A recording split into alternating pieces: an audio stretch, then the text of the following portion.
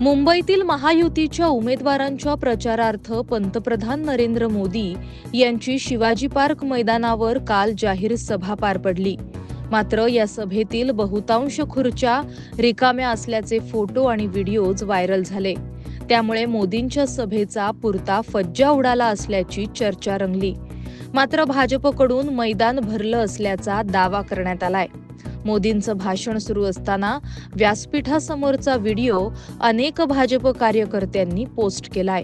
मजबूत करने के लिए यहाँ पर आपको डबल इंजन की सरकार लानी पड़ेगी।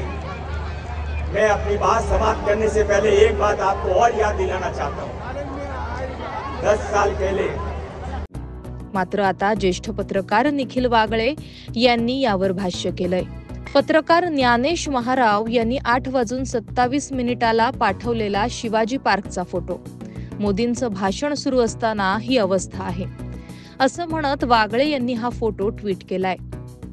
तसंच ते म्हणालेत, भाजपवाले मोदींच्या शिवाजी पार्कच्या सभेचे पुढचे फोटो टाकत आहेत। मागचे टाका भक्तांनो, रिकाम्या खुर्च्या तिथे होत्या असं म्हणत त्यांनी भाजपला डिवचलं आहे।